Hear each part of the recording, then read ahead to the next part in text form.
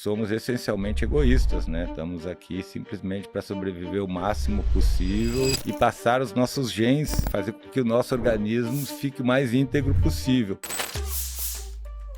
E nessa perspectiva, nós sempre estamos centrados na nossa existência e na nossa sobrevivência, né? O que faz com que, de certa forma, a nossa autorreferência, aquilo que nos caracteriza, nos distingue do mundo, permita com que a gente cuide desse espaço da pele para dentro. O que nos faz, de certa forma, mais altruístas são as conexões que nós produzimos com outros, porque nessas conexões, na medida em que nós nos conectamos com o outro, a integridade do outro se transforma num valor para nós, Por quê? certo? Porque, de certa maneira, os vínculos fazem com que o sofrimento do outro implique num sofrimento em nós mesmos. Então, por exemplo, se você tem um amigo que está mal, que está doente, isso, de alguma forma, vai modificar o teu estado emocional e teu estado afetivo e vai fazer com que você se comporte de alguma forma para eliminar esse desconforto de você, né? Isso leva ao altruísmo.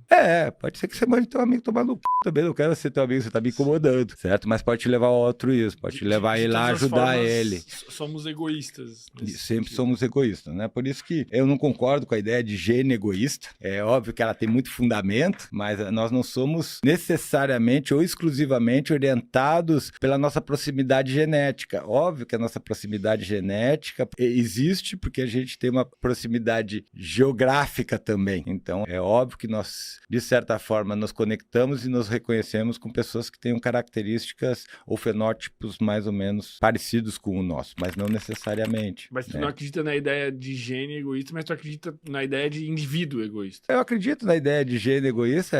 Gene egoísta é uma metáfora para falar do porquê o egoísmo é efetivamente algo importante para nós, ou seja, por que nós temos uma existência autorreferente. Aí a gente volta de novo para a questão da existência, né? Nossa existência é sempre autorreferente, está referenciada a um objeto da nossa percepção, que é o objeto que está da pele para dentro. De certa maneira, o que acontece com os outros nos afeta, por isso que a gente fala tanto de afetos. O que acontece com os outros que me afeta é porque tem afeto ali, né? Tem algo afetando ali. Então é interessante essa perspectiva, porque de certa maneira, se a gente se conecta mais com as pessoas, a gente vai se importar mais com elas, na medida em que a gente se identifica, que a gente se sente pertencente, que a gente se sente parte de uma determinada comunidade, é muito mais provável que o que aconteça naquela comunidade me afete e me afetando, mude minha disposição, a minha motivação para fazer alguma coisa para modificar aquilo. É o que a gente costuma chamar de altruísmo, né? Eu chamo de conexão. Então a existência, eu sentir que eu existo, o existo depende primeiro de eu sentir. Exatamente. Então, eu preciso ter uma percepção de que eu existo. Eu preciso ter uma percepção. E isso, então, depende da minha capacidade de perceber que eu estou interagindo com o ambiente. Isso.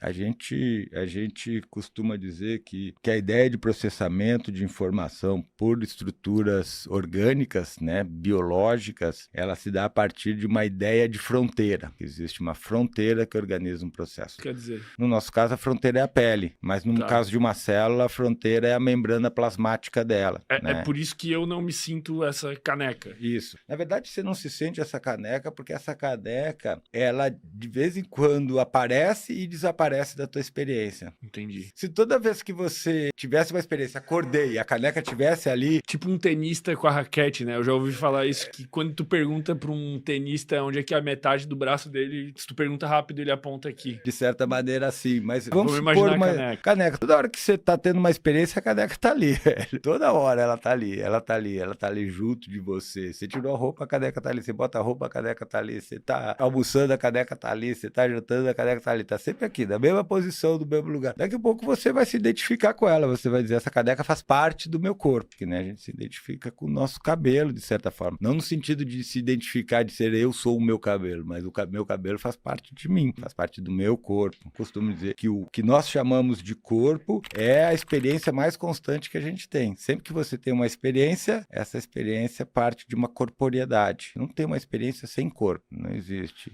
E sob efeito de substâncias, por exemplo? Você vai ter um corpo. Mas ele bagunça essa percepção. Ele vai bagunçar a tua percepção, pode expandir teu corpo, pode distorcer o teu corpo, pode fazer você parecer que você tá descolado do teu corpo, enfim, pode fazer teu corpo alterar a percepção de tamanho, de peso, de forma, mas ainda assim é sob corpo. Eu brinco que até no sonho você tem um corpo, né? É difícil de você sonhar sem um corpo, vai estar sempre presente, porque é a experiência mais fundamental que a gente tem. É uma experiência que vai organizar todas as outras. Isso é a autorreferência. A autorreferência vai ser organizada a partir dessa experiência corporal. Ela depende desse corpo, porque a nossa autorreferência, ela vai localizar, gente. Ela vai fazer uma referência de um determinado fenômeno. Como assim? Imagina o seguinte, eu tenho a xícara e eu tenho o meu corpo. Então eu tô com sede. E tem a garrafa lá embaixo também, para fazer a historinha toda, né? Então eu tô com sede. O que acontece? Nesse momento, eu tenho que referenciar como é que está o estado de hidratação do meu corpo e onde é que eu tenho fontes de água para, de certa forma, controlar esse estado de hidratação do meu corpo. Aí eu lembro, aciono um conjunto de neurônios em um circuito interligado de que tem uma garrafa com água aqui. E aí eu programo meu comportamento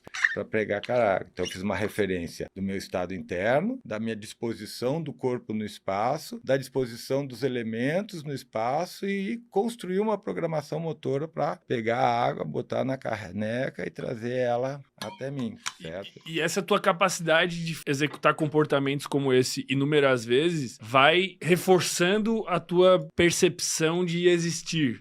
Porque cada vez mais tu tem comprovações da tua capacidade de interagir com o ambiente, vamos dizer assim. Tipo, uma criança não sabe que existe. Isso que eu quero dizer. Eu acho que essa não é uma questão para uma criança. Sabe que existe, todos nós Mas sabemos. em que momento ela tem esse conhecimento, né? Eu acho que é no momento que ela constrói, sim, essa autorreferência, ou seja, que ela se torna capaz de emitir alguns comportamentos para manter a sua homeostase ou manter alguma garantia de que ela vai alcançar coisas que sejam desejáveis ou importantes para ela, né? Essa capacidade de interagir com o ambiente, manifestar... Tem algumas propostas de que as crianças integrariam isso, principalmente a partir dos 3 meses, né? Que seria um processo, elas Caraca, iriam é muito integrando. rápido. O primeiro ano de vida é uma revolução, cara. A organização e a aquisição e a modificação de comportamentos que você tem no primeiro ano de vida. Pega um bebê recém-nascido, um bebê de 1 ano, você vai ver que é fantástica, cara. Surreal o que acontece. Surreal.